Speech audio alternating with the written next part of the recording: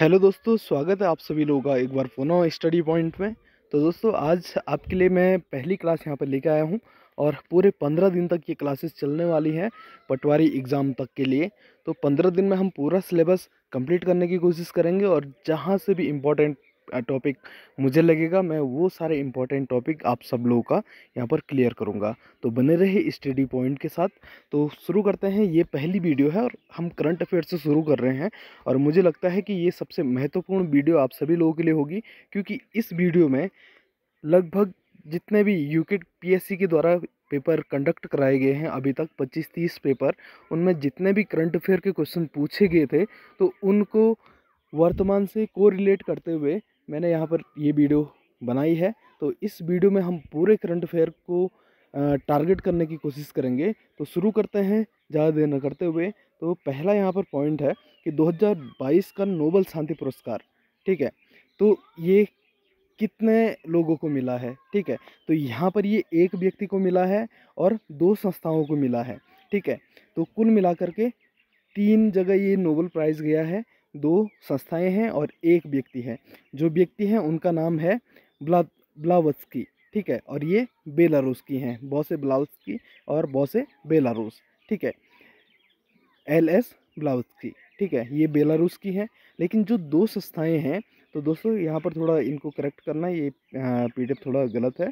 तो जो 2 संस्थाएं हैं इनमें से एक मेमोरियल संगठन है और दूसरा लिबर्टी है। तो ये क्या है, मेमोरियल संगठन एक मानवाधिकार संगठन है और लिबर्टी भी क्या है, एक मानवाधिकार संगठन है। लेकिन यदि आपसे पूछा जाए कि 2022 में नोबेल शांति पुरस्कार प्राप्त करने वाला मेमोरियल संगठन किस देश का है, तो ये है रूस का।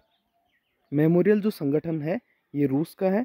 लेकिन यदि हम बात करें सिविल लिबर्टी मानवाधिकार संगठन, तो ये किसका है, तो ये है यूक्रेन का। तो आप सभी लोगों को पता है वर्तमान में यूक्रेन और रूस के बीच में युद्ध चल रहा है।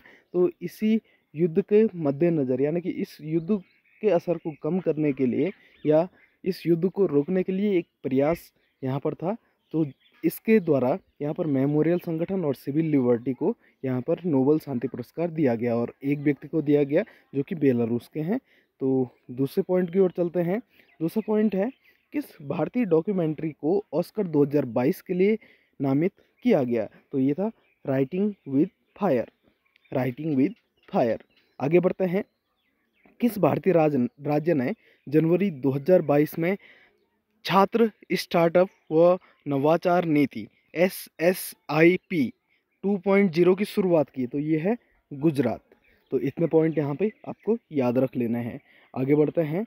हाल फिलहाल में प्रतिष्ठित लोक सेवा श्रेणी समाचार पत्रों में पुलित्जर पुरस्कार 2022 दिया गया। तो ये दिया गया है दानिश सिद्दीकी और इनके साथ 4 अन्य लोगों को। 2021 में किसे दिया गया था ये भी आपको याद रखना है, तो ये दिया गया था द न्यूयॉर्क टाइम्स को। आगे बढ़ते हैं। विश्व रैपिड शतरंज 2022 किसने जीता, तो ये जीता है मैग्नस कार्लसन ने। ठीक है, नेक्स्ट आगे चलते हैं। किस फिल्म को सर्वश्रेष्ठ चलचित्र जो कि ड्रामा श्रेणी में था के लिए गोल्डन ग्लोब अवार्ड 79 दिया गया। तो 19वां गोल्डन ग्लोब अवार्ड किस चलचित्र या ड्रामा को दिया गया, तो ये दिया गया the power of the dog. ये यहाँ पर आपको याद रखना है। आगे बढ़ते हैं। नवंबर 2021 में PM मोदी ने विश्व एशिया के सबसे बड़े हवाई अड्डे का शिलान्यास कहाँ किया। विश्व व एशिया के सबसे बड़े हवाई अड्डे का शिलान्यास कहाँ पर किया, तो ये किया है नोएडा में और इसका नाम है नोएडा अंतर्राष्ट्रीय हवाई अड्डा, जो कि नोएडा के जेवर में है। आगे बढ़ते हैं। भारत में मानवाधिकार आयोग के वर्तमान अध्यक्ष कौन हैं, तो ये हैं अरुण कुमार मिश्रा जी। अरुण कुमार मिश्रा जी। आगे बढ़ते हैं। जम्मू कश्मीर के वर्तमान उपराज्यपाल कौन हैं, तो ये हैं मनोज सिन्हा। आगे बढ़ते हैं। नेक्स्ट है, वर्ष 2022 का कोप 27 का आयोजन कहाँ किया गया, तो ये किया गया है मिस्र में और मिस्र के शर्म अल शेख में ये आयोजन हुआ था। आगे बढ़ते हैं। यदि हम बात करें कि कोप 27 जो कि 2021 में हुआ, 2022 का हुआ था मिस्र में कोप 27, कोप 26 2021 में ग्लासगो में हुआ था। ठीक है, लेकिन जो आने वाला है ये यहाँ पर क्वेश्चन पूछा जा सकता है कि COP28 कहाँ पर आयोजित किया जाएगा, यानी कि 2023 में आयोजित किया जाएगा। और कहाँ पर किया जाएगा, तो ये किया जाएगा UAE में, यूनाइटेड अरब अमीरात में। नेक्स्ट आगे बढ़ते हैं। 2022 का रसायन का 2022 का रसायन का नोबेल पुरस्कार कितने लोगों को दिया गया, तो ये दिया गया है 3 लोगों को। और यहाँ पर देश भी पूछे जा सकते हैं कि किन किन देश के लोगों को यहाँ पर रसायन का नोबेल दिया गया।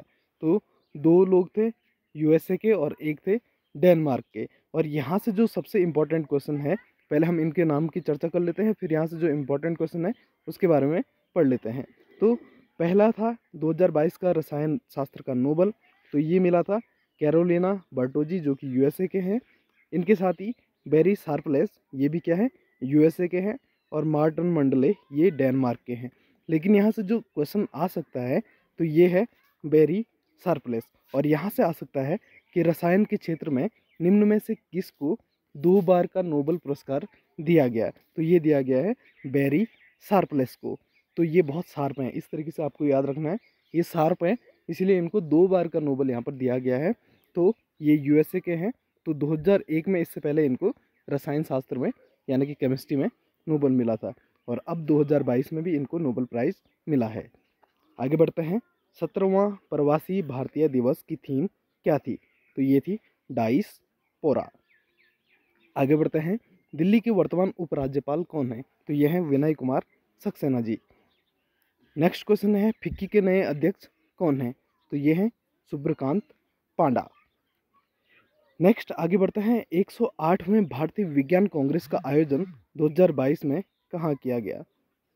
108वें भारतीय विज्ञान कांग्रेस का आयोजन 2022 में कहाँ किया गया, तो ये किया गया है पुणे में। तो इतना आपको याद रख लेना है। 2023 का भी जो विज्ञान कांग्रेस है तो ये किया जाएगा महाराष्ट्र में। और महाराष्ट्र में कहाँ, नागपुर में। आगे बढ़ते हैं। हिंदी साहित्य अकादमी 2022 किसे दिया गया, तो ये दिया गया कवि बद्रीनारायण जी को। और इनकी कविता कौन सी थी, तुमुड़ी के शब्द के लिए। तो तुमुड़ी के शब्द नामक कविता थी जिनके लिए बद्रीनारायण जी को साहित्य अकादमी 2022 दिया गया। और यदि हम बात करें तो अंग्रेजी का जो साहित्य अकादमी है वो दिया गया अनुराधा रॉय को, और उर्दू का अनीस अशफाक को। ठीक है, इतना आपको यहाँ पर याद रख लेना है। इसी के साथ यदि हम बात करें 2021 का किसको मिला था साहित्य अकादमी हिंदी के क्षेत्र में, तो ये मिला था हिमांशु वाजपेयी को। और इनकी जो कविता थी तो ये थी किस्सा किस्सा लखनऊ। ठीक है, नेक्स्ट आगे बढ़ते हैं हम। GST परिषद का अध्यक्ष कौन होता है, तो बहुत बार ये क्वेश्चन पूछा गया है। तो GST परिषद का अध्यक्ष होता है केंद्रीय वित्त मंत्री। और GST का फुल फॉर्म होता है गुड्स एंड सर्विस टैक्स।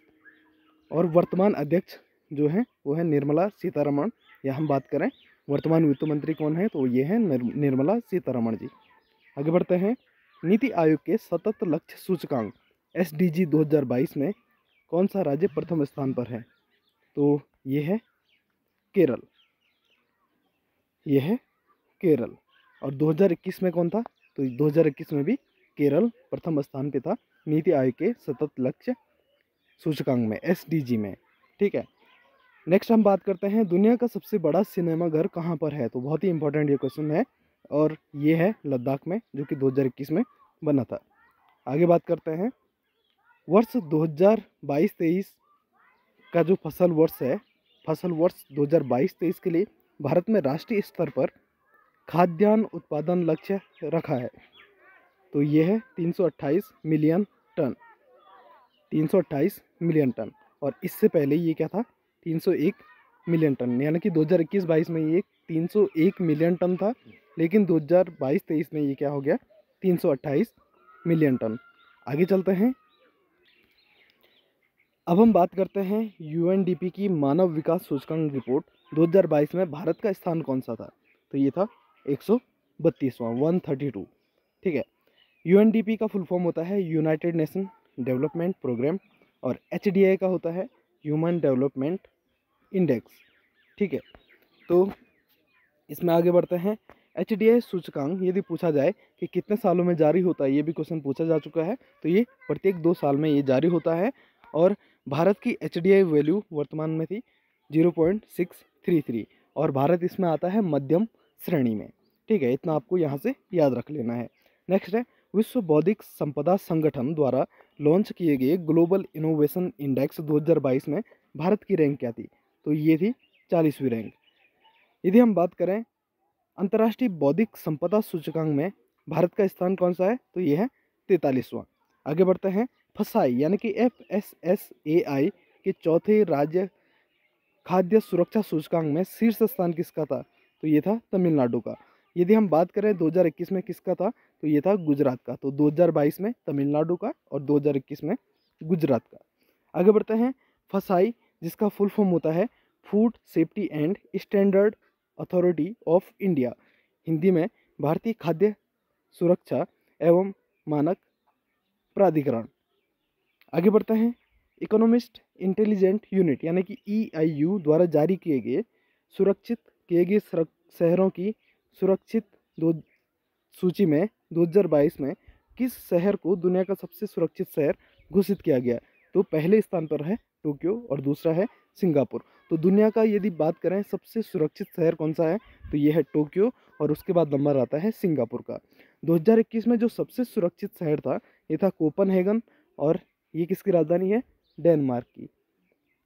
इसमें आगे बढ़ते हैं क्वेश्चन नंबर नेक्स्ट है ब्रॉडकास्ट ऑडियंस रिसर्च काउंसिल का CEO कौन है? तो ये भारतीय है। तो ये है नुकुल चोपड़ा। नेक्स्ट है 27वें महालेखा नियंत्रक वर्तमान में कौन है? तो ये है भारती दास। हम यहाँ पर महालेखा नियंत्रक की बात कर रहे हैं यानी कि CGA की बात कर रहे हैं। तो ये वर्तमान में है भारती दास। यदि हम बात करें CG और CAG में बहुत अंतर है। ठीक है, CAG कंप्यूटर ऑडिटर जनरल यानी कि CAG, तो ये हैं गिरीश चंद्र मुर्मू। यदि हम बात करें CGA यानी कि महालेखा नियंत्रक, तो ये हैं भारती दास और 27वें महालेखा नियंत्रक है भारती दास यानी कि वर्तमान में भारती दास है। और यदि हम बात करें कैग, तो ये हैं गिरीश चंद्र मुर्मू और ये हैं 14वें। ठीक है, यहाँ पर दिया भी है वर्तमान में 14वें कैग कौन है? तो ये हैं गिरीश चंद्र मुर्मू। कैग का मतलब होता है भारत के नियंत्रक एवं महालेखा परिषद यानी कि कंप्यूटर ऑडिटर जनरल। आगे बढ़ते हैं केंद्रीय बजट 2022-23 के अनुसार वित्तीय वर्ष 2022-23 में रेलवे के लिए कितनी धनराशि आवंटित की गई है? तो ये की गई है 1,40,367.13 करोड़। ठीक है, जबकि कुल बजट कितना था? 3,944.909 लाख करोड़। तो ये आपको याद नहीं भी रखोगे तो चलेगा। ठीक है, आगे बढ़ते हैं प्रधानमंत्री जन आरोग्य के रूप में CEO कौन है? तो ये हैं इंद्र भूषण जी। नेक्स्ट है फेसबुक के पहले अनुपालन अधिकारी के रूप में कौन विद्यमान है? तो ये है हेनरी मोनिज। ठीक है, नेक्स्ट है नासा के अध्यक्ष कौन है? तो ये हैं विल्सन नेल्सन और नासा का फुल फॉर्म होता है national aeronautics and space administration. तो इसकी स्थापना हुई थी 1 अक्टूबर 1958 को। आगे बढ़ते हैं इसरो यानी कि ISRO Indian space research organisation, Hindi में होता है भारतीय अंतरिक्ष अनुसंधान संस्थान। तो इसकी स्थापना कब हुई थी? तो ये हुई थी 15 अगस्त 1969 को। आगे बढ़ते हैं DRDO defence research and development organisation, तो इसकी स्थापना भी 1958 में।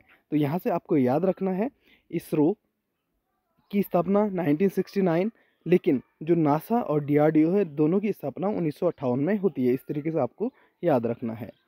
आगे बढ़ते हैं भारतीय अंतरिक्ष संघ की स्थापना किस वर्ष हुई? तो ये हुई 2021 में। तो इसके अध्यक्ष हैं जयंत पाटिल। नेक्स्ट है हर घर पानी हर घर सफाई, तो ये योजना किस राज्य में लागू की गई? तो पंजाब में ये लागू की गई है। नेक्स्ट है राष्ट्रीय लोकमान्य तिलक पुरस्कार 2022, ये किसे मिला है? तो ये मिला है टेसी थॉमस।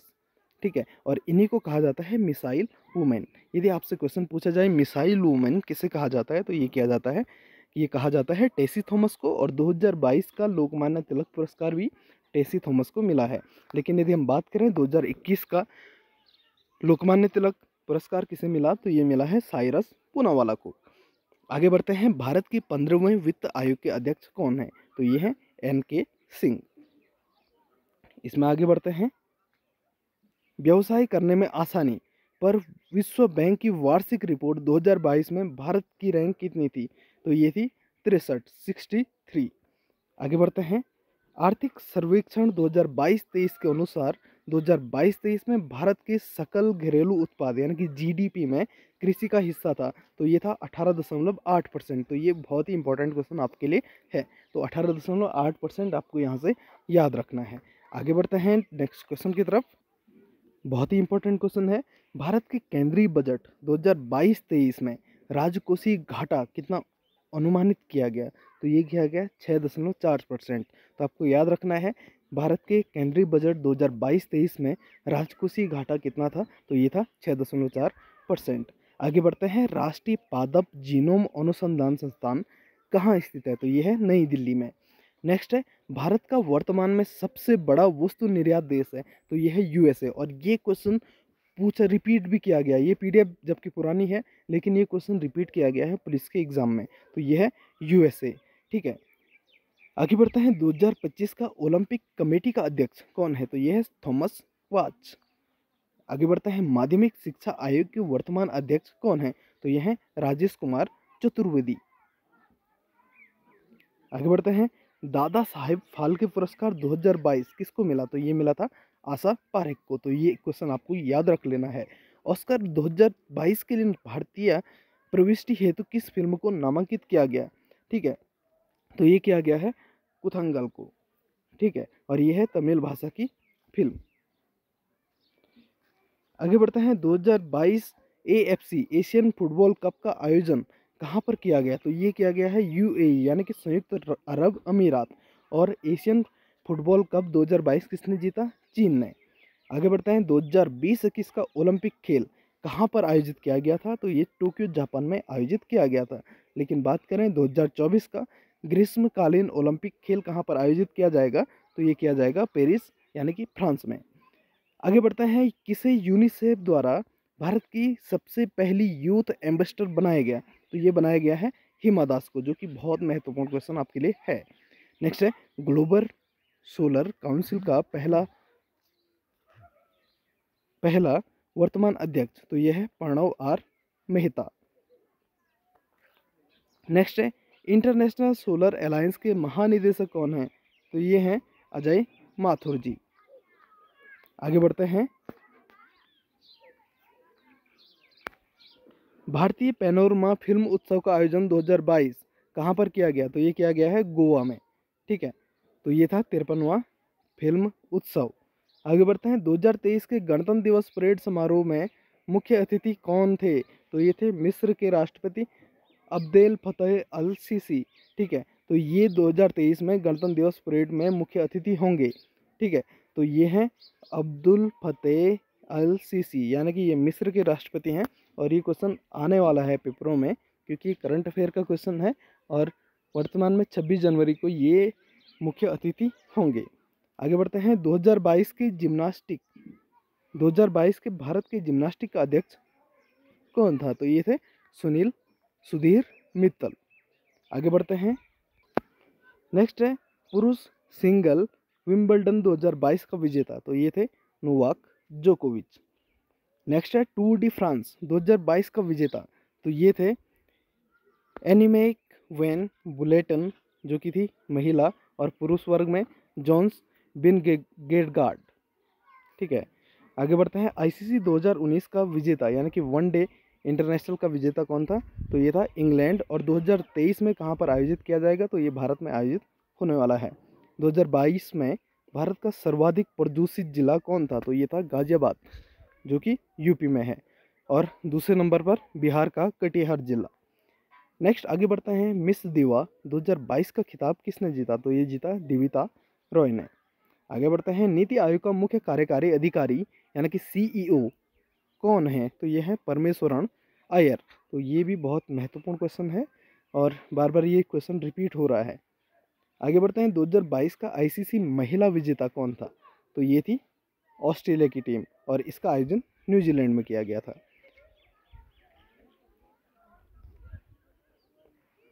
G20 का 2023 का अध्यक्षता कौन सा देश करेगा? तो ये वर्तमान में भारत में हो रहा है, तो भारत इसकी अध्यक्षता कर रहा है। लेकिन 2022 में इसका आयोजन कहाँ हुआ था? इंडोनेशिया में।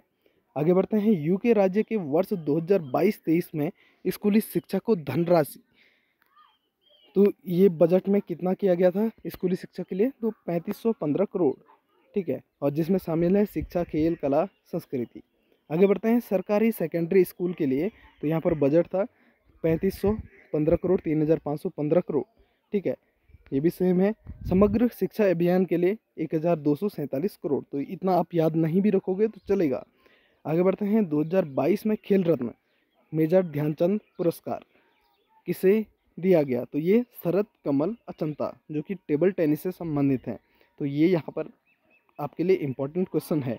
तो 2019 में इन्हीं को पद्मश्री भी यहाँ पर दिया गया, क्योंकि इन्होंने राष्ट्रमंडल खेलों में 2019 में 3 स्वर्ण 1 रजत पदक जीता था, और ये कहाँ के हैं? तमिलनाडु के हैं। इनको 3 स्वर्ण 1 रजत पदक जीतने पर राष्ट्रमंडल खेलों में इनको क्या मिला है? पद्मश्री 2019 मिला था। नेक्स्ट आगे बढ़ते हैं, अर्जुन पुरस्कार 2022 कितने आदमियों को प्रदान किया गया? तो ये किया गया है 25 लोगों को। आगे बढ़ते हैं, द्रोणाचार्य अवार्ड, ठीक है, ये कितने लोगों को मिला था? 4 लोगों को। और द्रोणाचार्य अवार्ड 2022 किसको मिला? रेसलिंग कोच राज सिंह को। आगे बढ़ते हैं,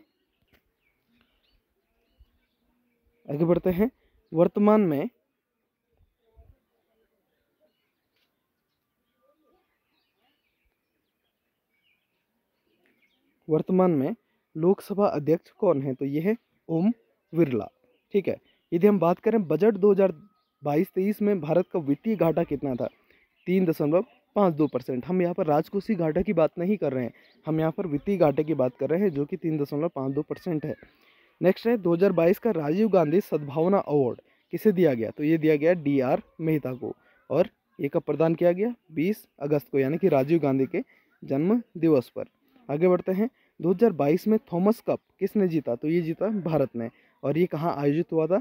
बैंकॉक में। और ये इसलिए इम्पोर्टेंट हमारे लिए हो जाता है कि इसमें उत्तराखंड के एक खिलाड़ी भी थे जिनका नाम था लक्ष्य सेन, जो कि अल्मोड़ा से संबंधित हैं, ठीक है। नेक्स्ट, 68वें राष्ट्रीय फिल्म समारोह में किस फिल्म को सर्वश्रेष्ठ फिल्म का अवार्ड दिया गया? तो ये दिया गया है सराई पट्टू को। इंपॉर्टेंट क्वेश्चन है। नेक्स्ट है, भारतीय ज्ञानपीठ पुरस्कार 2022 में, ठीक है, 2022 किसको मिला? ठीक है, तो ये 57वां ज्ञानपीठ पुरस्कार है, और ये मिला है कोंकणी साहित्यकार दामोदर मावलो को, जो कि बहुत ही इंपॉर्टेंट आपके लिए है। और 2022 में किसे दिया गया? नीलमणि फुकन को, कि जो कि 56वां पुरस्कार था। और इसमें हम बता रहे हैं कि ये क्वेश्चन क्यों इम्पोर्टेंट आपके लिए है, कि क्योंकि जो 2021 और 22 का ज्ञानपीठ पुरस्कार है, ये दोनों 2022 में प्रदान किए गए, लेकिन जो 2021 का ज्ञानपीठ पुरस्कार था, यानी कि 56वां ज्ञानपीठ पुरस्कार, तो ये दिया गया नीलमणि फुकन को, और ये भी 2022 में दिया गया है, लेकिन ये 2021 का है। लेकिन यदि हम बात करें 2022 का जो 57वां ज्ञानपीठ पुरस्कार था, ये किससे दिया गया? दामोदर मावलो को, जो कि एक कोंकणी साहित्यकार हैं। आगे बढ़ते हैं, भारत की प्रथम बुलेट ट्रेन 2024 तक कहाँ पर, ये किन किन स्टेशनों के बीच में ये शुरू होगी? तो ये होगी अहमदाबाद और मुंबई के बीच में, ठीक है। बहुत पहले से ये क्वेश्चन चलता आ रहा है, जब से बुलेट ट्रेन का कॉन्सेप्ट इंडिया में आया है तब से ये क्वेश्चन लगातार आ रहा है। आगे बढ़ते हैं, 2024 का ओलंपिक खेल कहाँ पर आयोजित होगा? तो ये होगा फ्रांस में, और फ्रांस के पेरिस में। आगे बढ़ते हैं, 2022 की किस राज्य की प्रति व्यक्ति आय सबसे अधिक है? तो ये है गोवा की। आगे बढ़ते हैं, उत्तराखंड लोक सेवा आयोग के वर्तमान अध्यक्ष कौन है? तो ये है राकेश कुमार। और लोक सेवा आयोग की स्थापना कब हुई थी? उत्तराखंड लोक सेवा आयोग की 15 मई 2001 को। आगे बढ़ते हैं, 11वां विश्व हिंदी सम्मेलन का आयोजन कहाँ किया गया था? जो कि 2018 में हुआ था, तो ये किया गया मॉरिशस में, ठीक है, 2018 में मॉरिशस में। लेकिन जो 12वां विश्व हिंदी सम्मेलन है, ये 2023 में होगा, यानी कि इसी वर्ष होगा, और कहाँ पर होगा? फिजी में। आगे बढ़ते हैं, भारत सरकार द्वारा 2021-22 के लिए कृषि साख का लक्ष्य निर्धारित किया गया, तो ये किया गया 16.50 लाख करोड़, यानी कि 16.5 लाख करोड़ ये निर्धारित किया गया है। आगे बढ़ते हैं। राष्ट्रीय विकास समिति का अध्यक्ष कौन होता है? तो ये होता है प्रधानमंत्री। और वर्तमान प्रधानमंत्री कौन है? पीएम मोदी। और तो वर्तमान राष्ट्रीय विकास समिति का अध्यक्ष भी कौन होगा? वर्तमान प्रधानमंत्री नरेंद्र मोदी। तो इसकी स्थापना कब हुई थी राष्ट्रीय विकास समिति की? 6 अगस्त 1952 को। तो जितने भी क्वेश्चन यूकेपीएससी ने अभी तक करंट अफेयर के पूछे हैं, इनको वर्तमान से रिलेट करते हुए ये सभी क्वेश्चन आपके सामने यहाँ पर वीडियो के माध्यम से हमने रख दिए हैं। तो आई होप आप सभी लोग ये वीडियो पसंद आएगी। ये वीडियो आपको आने वाले एग्जाम में हेल्प करेगी। यदि आपको वीडियो पसंद आए तो वीडियो को लाइक करें, चैनल को सब्सक्राइब करें। मिलते हैं नेक्स्ट वीडियो में। See you soon, good luck, bye bye.